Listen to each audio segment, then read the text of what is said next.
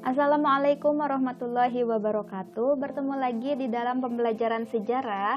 Dalam pertemuan hari ini, materi yang akan dibahas yaitu berkaitan dengan periodisasi perkembangan masyarakat praaksara.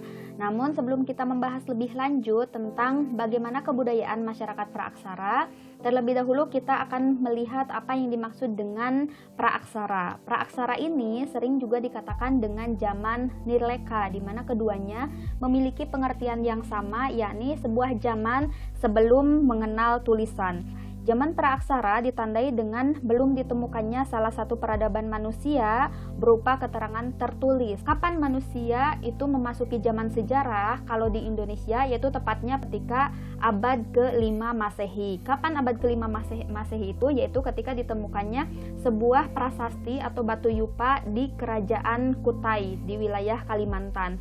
Tapi walaupun sudah ditemukan tulisan yang dimaksud itu bukan tulisan Indonesia, tapi huruf Palawa dan bahasa Sanskerta yang merupakan huruf dan bahasa yang dibawa oleh orang-orang India ke Indonesia, dan tepatnya ketika adanya pengaruh Hindu-Buddha ke wilayah Indonesia. Jadi ketika adanya pengaruh Hindu-Buddha dari India ke wilayah Indonesia, nah di sana menunjukkan bahwa Indonesia sudah keluar dari masa prasejarah atau masa praaksara dan sudah memulainya masa aksara atau masa sejarah. Makanya dikatakan zaman sejarah. Karena yang dibahas sekarang adalah masa praaksara, berarti zaman-zaman yang akan kita bahas juga masih berkaitan dengan zaman praaksara, di mana zaman praaksara ini selalu diidentikan dengan zaman batu. Karena apa? Karena peralatan dan alat-alat yang digunakan dalam kehidupan sehari-hari itu masih menggunakan alat-alat dari batu.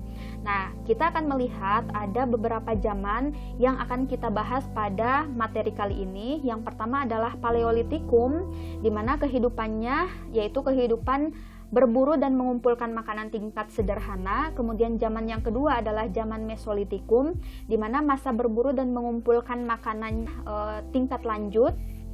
Kemudian yang ketiga adalah zaman Neolitikum, dan juga yang keempat adalah zaman Megalitikum, di mana untuk zaman Neolitikum dan juga zaman Megalitikum ini sudah mulai adanya masa bercocok tanam, di mana kalau kita simpulkan dari zaman batu ini, di mana kehidupan mereka itu masih bergantung kepada kehidupan alam. Kenapa masih bergantung kepada alam? Karena memang sumber makanan mereka hanya bisa ditemukan di alam tersebut, sehingga bisa dikatakan bahwa mereka sangat bergantung kepada alam. Tapi di zaman-zaman berikutnya, seperti misalnya di zaman Neolitikum dan juga zaman Megalitikum, mereka sudah mulai memproduksi makanannya sendiri, yakni dalam bentuk bercocok tanam. Dan kemudian dari segi perburuan juga sudah mulai berkurang karena mereka mulai menernakan binatang-binatang yang mereka tangkap di alam itu sendiri.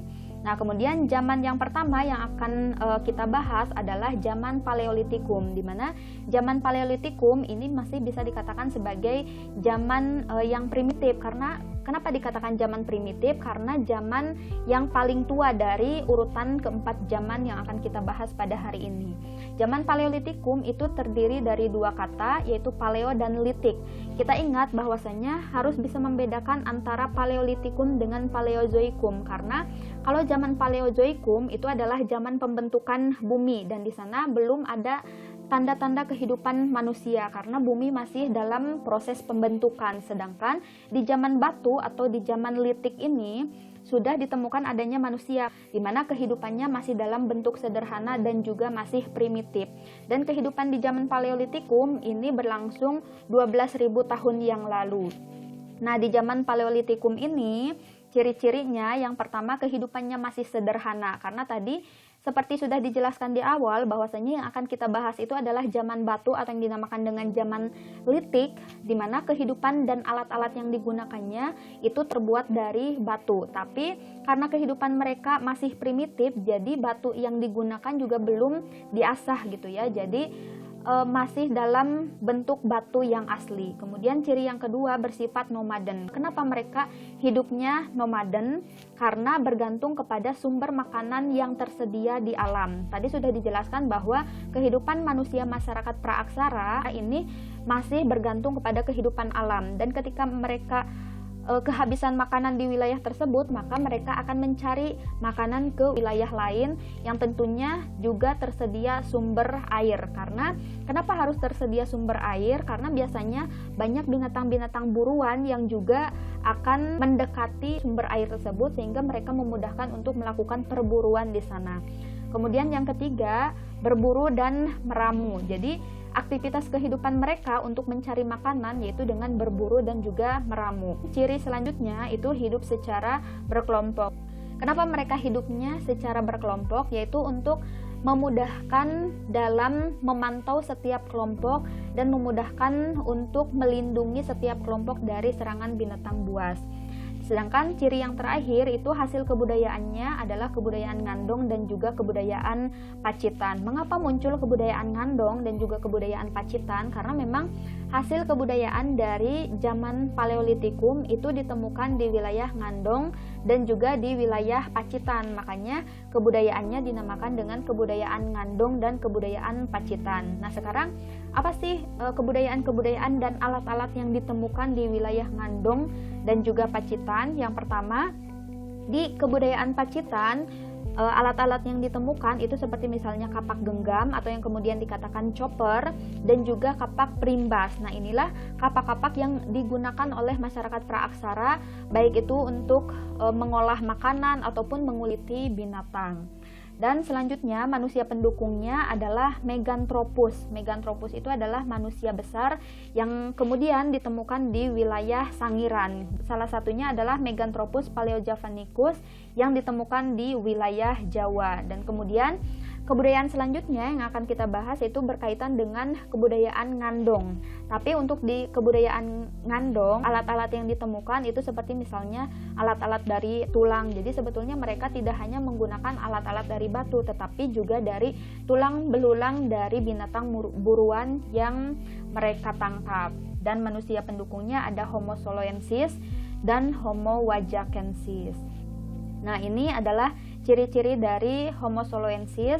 Silakan kalian bisa membaca dan juga menelaah satu persatu dari ciri-ciri Homo soloensis ini, dan juga ini adalah ciri-ciri dari Homo wajakensis, dan tentunya memiliki volume otak yang tidak jauh berbeda ya. Jadi memang volume otak dari Homo soloensis dan Homo wajakensis itu pasti berbeda dengan manusia selanjutnya, manusia pendukung selanjutnya di zaman Mesolitikum sampai zaman Megalitikum. Kemudian di zaman yang kedua adalah zaman Mesolitikum. Nah, kita akan melihat dari segi katanya dulu.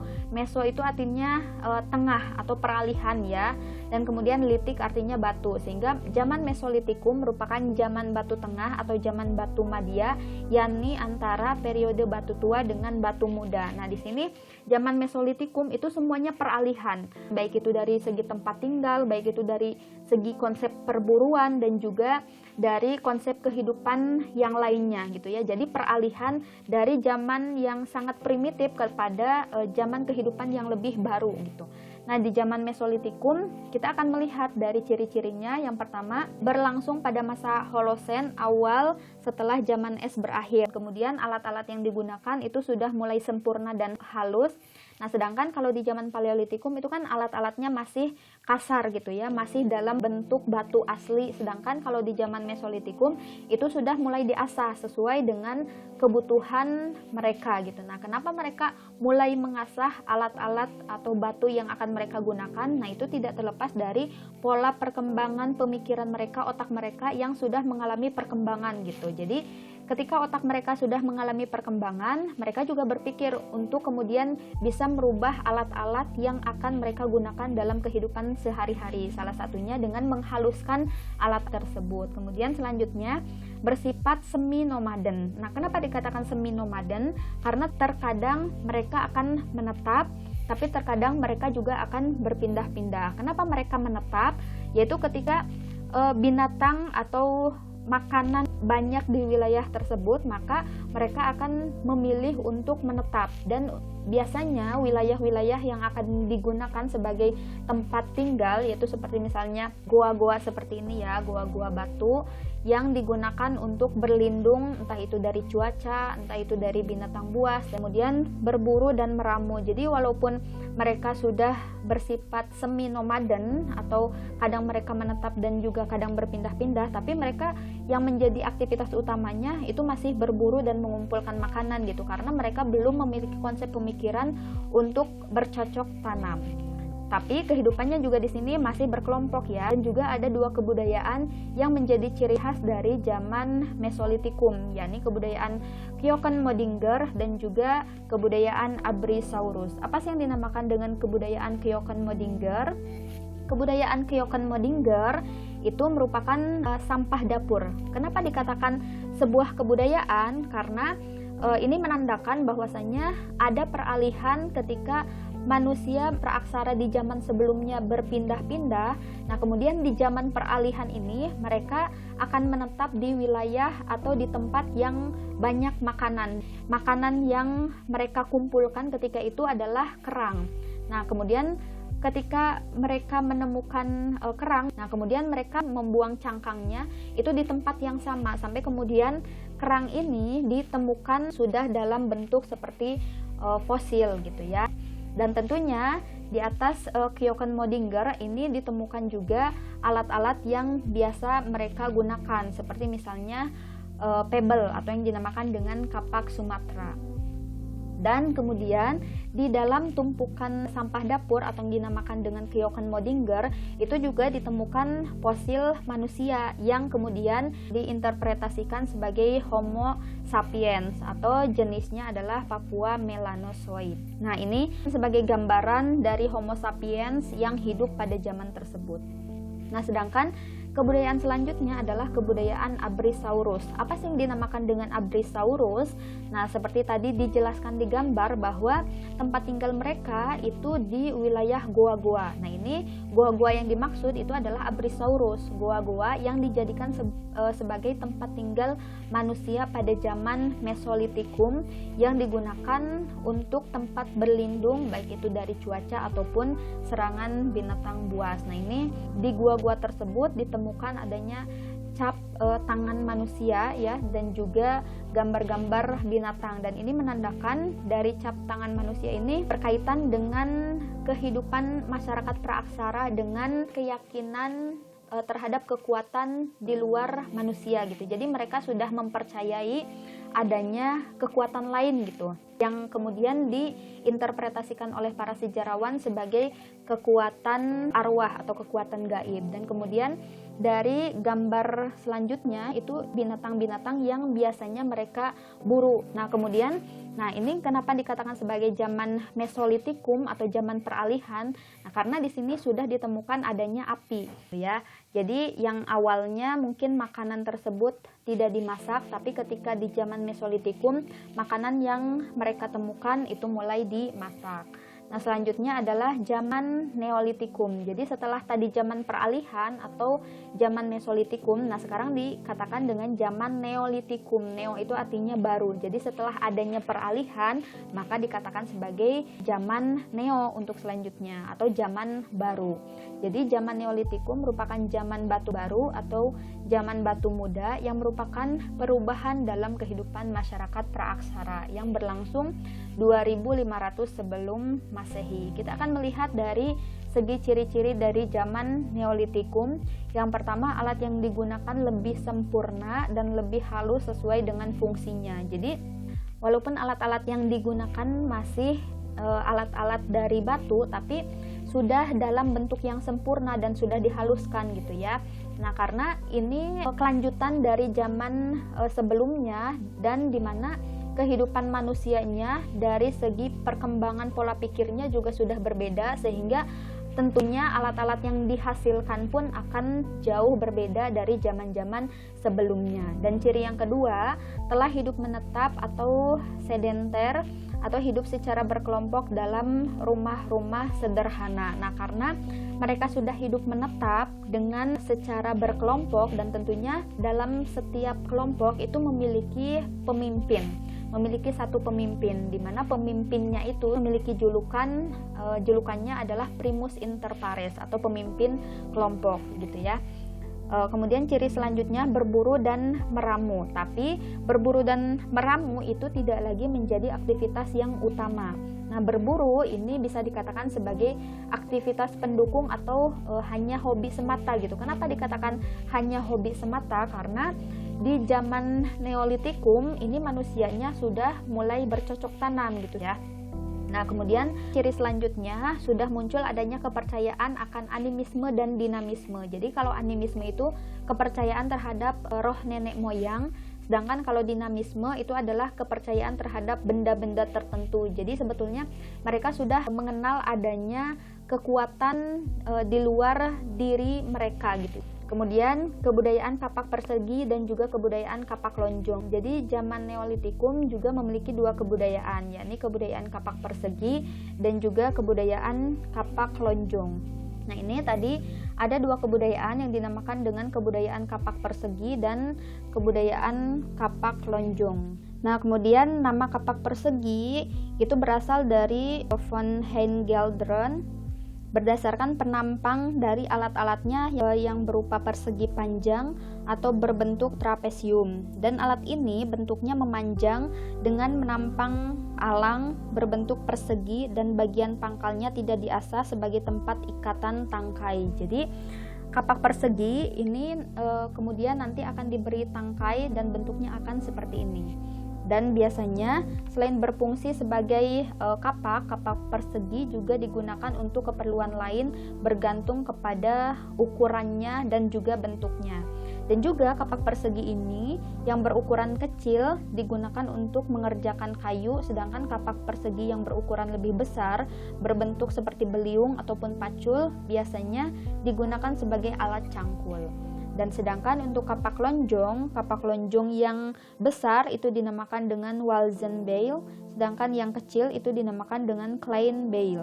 Dan kenapa dikatakan kapak lonjong itu didasarkan kepada penampang alangnya yang berbentuk lonjong dengan ujung pangkal runcing dan juga lebar, di mana bahan yang digunakan untuk membuat kapak lonjong adalah batu kali yang berwarna hitam. Nah, kalau dilihat dari petanya, ini persebaran kapak lonjong dan juga kapak persegi di wilayah Indonesia, di mana kalau untuk kapak lonjong ini menyebar ke wilayah timur, yang kemudian nanti menyebar ke wilayah Sulawesi dan juga ke wilayah Papua. Sedangkan untuk kapak persegi ini menyebar ke wilayah Sumatera, ke wilayah Kalimantan dan juga ke wilayah Jawa, walaupun asal dari keduanya ini berasal dari wilayah yang sama, yaitu wilayah Asia, tepatnya adalah Yunan. Nah, kemudian selain ditemukan seperti kapak persegi dan juga kapak lonjong, juga ditemukan adanya perhiasan. Masyarakat praaksara telah mengenal perhiasan diantaranya berupa gelang, kemudian kalung dan juga anting-anting, di mana perhiasan ini pada umumnya ditemukan di wilayah Jawa Barat dan juga Jawa Tengah. Bahan yang digunakan untuk pembuatan perhiasan ini itu adalah batu-batu indah seperti agat, kalsedon dan juga jaspis gitu ya. Jadi sebetulnya mereka walaupun masyarakat praaksara, tapi mereka sudah mengenal adanya seni keindahan untuk perempuan ya. Nah, selain perhiasan juga ditemukan tembikar atau yang disebut juga dengan periuk belanga. Nah, kemudian zaman terakhir dari zaman praaksara itu adalah zaman megalitikum. Oke, zaman megalitikum juga diambil dari dua kata, mega artinya besar, sedangkan litik artinya adalah batu. Jadi zaman megalitikum merupakan zaman batu besar yang berkaitan dengan kehidupan religius manusia praaksara. Tapi kalau di zaman megalitikum itu sangat ketara gitu. Jadi bukti-bukti berkaitan dengan kaitan kehidupan mereka dengan kekuatan gaib itu sangat terlihat, khususnya dari segi peninggalan-peninggalan dari kehidupan mereka. Nah, dari kehidupan zaman megalitikum, alat-alat yang ditemukannya itu dibagi menjadi dua, entah itu dari alat-alat upacara dan juga upacara penguburan. Ciri-ciri dari zaman megalitikum, yang pertama, kebudayaan ini dibawa oleh bangsa Detro Melayu, atau yang kemudian nanti menghasilkan seperti suku Dayak, suku Sasak, suku Rejang, dan lain sebagainya. Kemudian alat-alat yang digunakan difungsikan untuk upacara peribadatan, karena memang kenapa dikatakan sebagai upacara peribadatan, karena memang sudah adanya kepercayaan mereka terhadap kekuatan-kekuatan seperti animisme dan dinamisme. Kemudian telah hidup menetap atau sedenter secara sederhana dengan seorang pemimpin atau yang disebut dengan primus inter pares. Jadi kehidupan mereka secara menetap itu sebetulnya lanjutan dari zaman sebelumnya yang dinamakan Neolitikum. Jadi zaman Neolitikum karena tadi sudah hidup menetap, nah dilanjutkan oleh zaman Megalitikum di mana mereka sudah mulai mengenal adanya perkampungan gitu ya. Walaupun kampung kecil tapi mereka sudah memiliki perkampungan dengan cara hidup berkelompok. Nah, kemudian mereka juga sudah bercocok tanam gitu ya, sudah bisa memproduksi makanannya sendiri walaupun memang kegiatan berburu dan mengumpulkan makanan itu masih mereka laksanakan gitu, tapi tidak menjadi sebagai aktivitas yang utama. Nah, memiliki kepercayaan terhadap animisme dan juga dinamisme. Nah, yang pertama, benda-benda yang menjadi peninggalan dari zaman Megalitikum itu adalah menhir, di mana menhir itu adalah tiang atau tugu terbuat dari batu yang didirikan sebagai tanda peringatan dan melambangkan arwah nenek moyang sehingga menjadi benda pujaan. Selanjutnya adalah dolmen. Nah, kalau dolmen adalah meja batu yang berkaki menhir. Jadi di bawahnya menhir, sedangkan di atasnya adalah dolmen atau meja batu yang digunakan untuk tempat sesajen dan pemujaan kepada nenek moyang. Dan selanjutnya adalah punden berundak, di mana punden berundak adalah bangunan megalit berupa susunan batu bertingkat sebagai tempat pemujaan terhadap nenek moyang. Karena sebetulnya kalau di zaman praaksara ada sebuah kepercayaan bahwa semakin tinggi sebuah tempat, semakin tinggi tempat tersebut, maka tempat tersebut tempat bersemayamnya dari para dewa atau nenek moyang mereka gitu. Kemudian ada peti kubur batu. Nah, kalau peti kubur batu adalah peti mati yang terbuat dari batu yang keempat sisinya berdindingkan papan batu. Begitu pula dengan alas dan bidang atasnya dari papan batu. Di mana peninggalan megalit ini banyak ditemukan di daerah Sumatera Selatan, Yogyakarta, Jawa Tengah, dan juga Cirebon. Sedangkan kalau waruga adalah kubur batu yang berbentuk kubus atau bulat. Bangunan ini terbuat dari batu besar yang utuh dan juga waruga banyak ditemukan di daerah Sulawesi Utara dan juga Sulawesi Tengah. Jadi sebetulnya walaupun memiliki fungsi yang sama, yaitu untuk menyimpan orang yang sudah meninggal atau menyimpan mayat. Nah, sebetulnya antara peti kubur batu dengan waruga itu memiliki fungsi yang sama, hanya saja kenapa bentuknya berbeda. Nah, ini bergantung juga kepada wilayahnya itu sendiri yang menjadi ciri khas gitu. Jadi dipengaruhi oleh ciri khas wilayah tersebut. Kalau waruga ini yang menjadi ciri khas dari wilayah Sulawesi, sedangkan kalau peti kubur batu ciri khas dari wilayah Jawa biasanya. Nah, sedangkan sarkofagus, kalau sarkofagus adalah keranda atau peti bangunan megalit berupa peti mati tempat menyimpan mayat. Jadi sebetulnya memiliki fungsi yang sama ya dengan peti kubur batu ataupun waruga, walaupun ini memang ditemukan juga di wilayah Jawa. Nah, mungkin itu saja yang bisa disampaikan pada pertemuan hari ini. Terima kasih sudah menyimak materi pada hari ini. Semoga menambah pemahaman kalian terhadap materi mengenai masa praaksara. Terima kasih. Wassalamualaikum warahmatullahi wabarakatuh.